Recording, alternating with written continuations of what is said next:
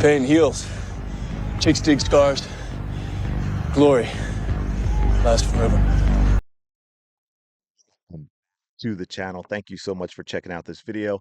Hope you're having a fantastic day. Shout out to the 19.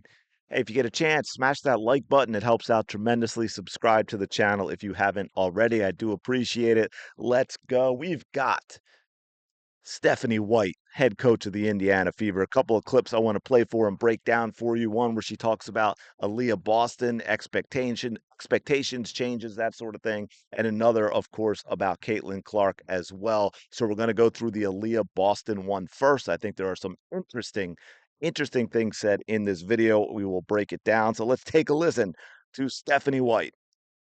That two-player game between Caitlin Clark and Aliyah Boston, by the end of the season, Steph, it really had a lot of growth and rhythm and flow to it. So what do you envision, that part of the game, especially Aliyah Boston here in year two of them together? I think number one, yes, you're absolutely right. I love the way that they work together in the two-man game. They got so good at reading one another. I think Aliyah is an outstanding facilitator as well from that post position. So we're going to use her a little bit more like a hub, right? Like a little bit more like a Jokic in how she gets the ball, and whether that's in the trail, in a lot of our stuff in flow, or whether that's on the block. I don't want her to have to work as hard, like one-on-one. I don't want her to have to just, pound and body and dribble in a one-on-one situation to get shots. We want to make her life easier. How can we get her touches at the rim where she can just go right into her finishes? How can we get her touches off the block where then we can run off ball action and she can be a facilitator? Then she can get into other actions that allow her to move after she's gotten rid of it to get some easy buckets, as opposed to just everybody knows a strong side pick and roll is coming. Yeah. So a little bit more movement, a little bit more usage in her in terms of facilitating, and a little bit more versatility in her game. I mean, challenging her to become a consistent, doesn't have to be high volume, but a consistent three-point shooter, like looking for those, being able to use other aspects of her game outside of just pounding with her back to the basket. As you could hear there, it does not sound like it is going to be old school, which is in the paint, pounded into the paint. We're going to get Aliyah Boston doing some different things. There's some good and bad in this. Overall, I like what she's saying. The big thing that stuck out for me, because you've all heard me talk about over and over, and that is her being that trailing player on the break, getting out on the break, getting down there. Something doesn't happen immediately. The defense, of course, is trying to match up right when they first get back, and it's in transition. You're picking up who's the closest to you, and that can create mismatches. So then if you're trying to switch and get it right, that can create open players as well, and all eyes are on that basketball and those players that are in those dangerous positions initially. Eyes are not usually on that trailing player. We've seen it happen a few times with Caitlin Clark. She gets down near the basket, doesn't have an opening, starts coming back out around baseline, and boom, hits a pass to Aliyah Boston trailing, coming down the lane, and it's an easy layup. That type of stuff, absolutely want to see that. She does have to develop a consistent mid-range game. I get I get her with the 3. I don't think that's as important. I think you have Dantas for that, but that mid-range game, we saw a lot when they worked the two-player game of Aliyah Boston getting open opportunities 15, 16 feet from the basket. That's the type of shot she's going to have to nail. We may see a little more high-low screen action in terms of getting the ball down to Boston going to the basket as opposed to back to the basket, like she said, being physical and pounding in the paint and trying to make moves. If you saw my video that the other day that included some practice footage, we saw Leah Boston using her left a lot, which will be important as well. Her ability to spin and to go both ways, to turn one way, to duck, to duck under the other direction as well. Going left or right is going to be important. So the one thing couple of things here. I don't want to hear this Jokic stuff. I mean, I guess maybe in general, she's just trying to give you an idea of, hey, she's going to have the ball a little more away from the basket. But Jokic is a ball dominant player. You have Caitlin Clark as your ball dominant player. Okay. So let's not make Aaliyah Boston ball dominant. Okay. Let's not do that. And I'm not saying that's what she's saying. That could have just been the player that style that popped in their head. And obviously, they're not going to do it as much. So, but let's not do that. And I don't want to see this team play a Connecticut Sun slow down physical offense where we're running a lot of stuff that takes a lot of time to develop. I'm not saying we will. I'm just throwing out there sometimes and trying to read between the lines of what I'm hearing. I love the trailing and the flow thing, right? I love the idea of getting Aliyah Boston the ball in other areas because I do agree with the high basketball IQ. I do agree that she's a good facilitator and very good passer, and you can see things happening with that. We saw it last year at times. I think what was her high? 8 or 9 assists one game last year, when she was, she's very smart about that. She does do that well, so that can work out well. And then we've also got a clip. By the way, real quick, interesting. Some of those things she's saying about Aliyah Boston, if I didn't know that's who she was talking to, I would have assumed it's Caitlin Clark. Like the one-on-one, trying to get her some stuff where it's not as physical, because we saw that last year as well. So that was interesting to me as well. But now she's going to be talking about Caitlin Clark, so we're going to dig into this as well, dissect it, put the two together, see what we can see if we can figure out what to expect from the Fever from day one. Caitlin Clark, you have a generational talent. Sometimes that word is thrown around, but I think it's really fitting here. What aspects of her game would you like to work with her on for this season? Yeah, I mean, certainly getting stronger was one. The level of physicality in the W is totally different. That's the way that teams have to try to keep her off balance, keeping a low center of gravity. There are times where she plays a little bit upright, making sure core strength and her ability to move with time under tension and stay in a low center of gravity is important. I think from just a straight basketball perspective, making sure that we help her diversify her finishing ability, diversify in the way that it's not predictable, to be able to be equal in terms of production and facilitation going right and left, to be able to have different types of finishing looks, whether it's crossbody finishes, whether it's floaters at the rim, whether it's quick floaters, long floaters, Euros. You can't quite be as fundamentally predictable with as much athleticism, speed, quickness, and as much as the game plan is going to be geared toward her. And then I think the challenge for us as coaches is how do we get her rest when she's on the floor while she's playing, right? Like while she's on the floor. And some of that's going to be playing off ball, utilize her as a screener, getting her into action on the third and fourth side instead of the first and second, where it's easy to game plan against. Now, how we use her to help everybody else be better off the ball. We know how great she is with the ball in her hands. We're not going to take that away, but we've got to be able to diversify a bit in how we use her. So from those kind of challenges as well. I mean, we've got like a short-term kind of list and we got a long-term kind of list, but Caitlin, I remember from the very first day when we were working on balance and we were working on footwork and we were looking at all those things, from day one to day two, she had it.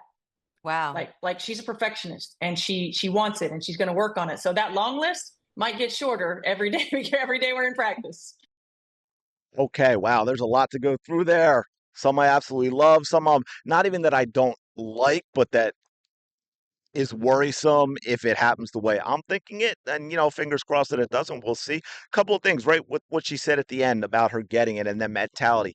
Absolutely. Being a perfectionist, she's got that mentality of wanting to be the best that helps you get things a lot quicker. That being said, and I think I said this in another video, it might have even been specific. I think it was Cam Newton talking about Juju being a better athlete, man. Y'all people don't realize how damn good of an athlete, not basketball player, an athlete that Caitlin Clark is.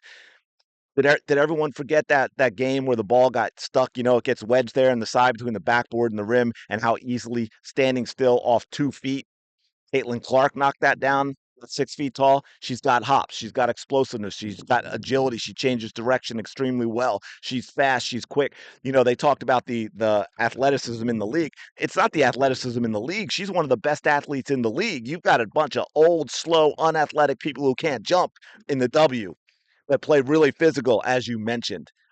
So athleticism is not the problem. Now, to that point, one thing I love that she said, because this to me is Stephanie White is paying attention to the little details, because you all have heard me talk about this all season long, and it's the biggest thing. And to be fair, it's not a Caitlin Clark thing. I see this throughout the W.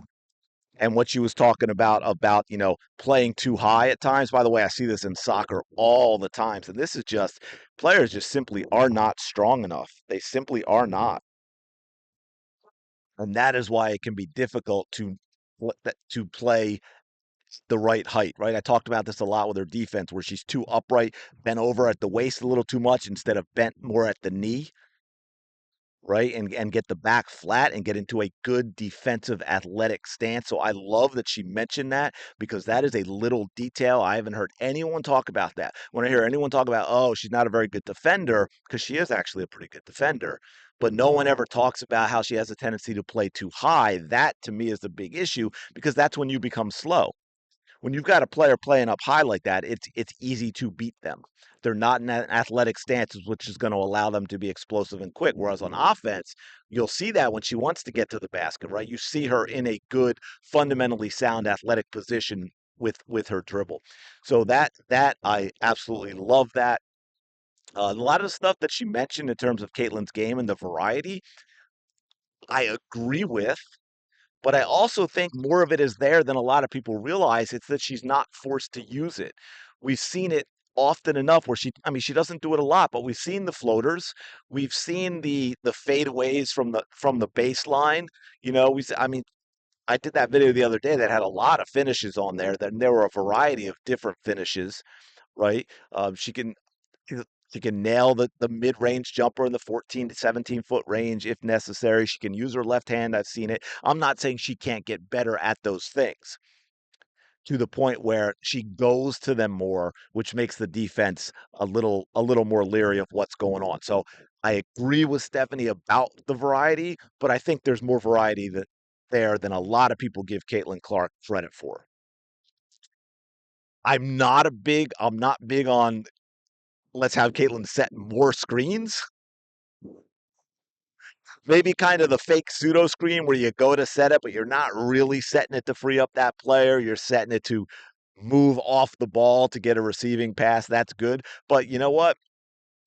I don't need to see Caitlin Clark setting a legit screen and players on the other team taking that as an opportunity to just pound right through her and put her on her backside legally. Okay, and there may even be a foul call, but it's not going to be flagrant. I mean, if somebody's got a screen scat and you're sliding and you bang into her, well, that's basketball. So let's not set too many screens. But most of the other stuff I love. Again, for me, it goes back to what you said about Aliyah Boston trailing. Hopefully, I want to see this team play up tempo as often as they can. I'm not saying we force it. I'm not saying you don't have half court offenses. So don't come at me with that. I'm saying this is more 80s Arkansas, 40 minutes of hell. This is more Steve Nash, Phoenix Suns. The first shot happens in the first 7 seconds of the shot clock type of offense. People are still worried about their defense. They've got players that can play defense. They do. They're a better defensive team than people think. And a lot of the team defensive concepts were Christy Sides, and they were not good. I think Stephanie White, come on, that's one thing she's got on her resume, right? She's got a pedigree as a defensive coach for sure at Connecticut. So I'm not really too worried about that. I mean, I think they're going to win more games 110-91 than they are, 62-59 or whatever it might be. But anyway, I thought it was interesting to hear her talk about her expectations and what she sees with Aliyah Boston and Caitlin Clark, who are two obviously key components. One of the things in terms of doing that for both of them as well is I don't think, now you might, but I don't think you're going to see as much double teaming this year and blitzing this year because obviously it didn't work well, but they've also got a lot more offensive weapons. I mean, who are you again, it goes to Aliyah Boston too. I think there's more room freed up in the paint because are you going to double Aliyah Boston when she gets in the paint? Who are you leaving open? Duana Bonner, Natasha Howard, Caitlin Clark, Kelsey Mitchell, Lexi Hall when she's in there, Sophie Cunningham when she's in there, Damiris Dantas when she's in there. If played correctly, this is an offensive juggernaut. You don't want to be, you better be fundamentally sound, team defense, straight up, fighting through screens, one on one in order to stop this offense.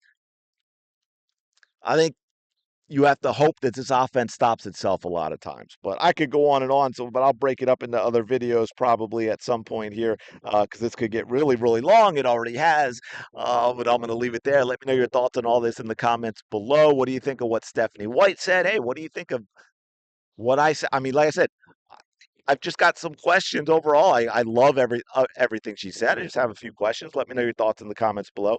Appreciate you checking out this video. As always, smash the like button, subscribe to the channel. Go have the day you deserve, and I will talk to you later.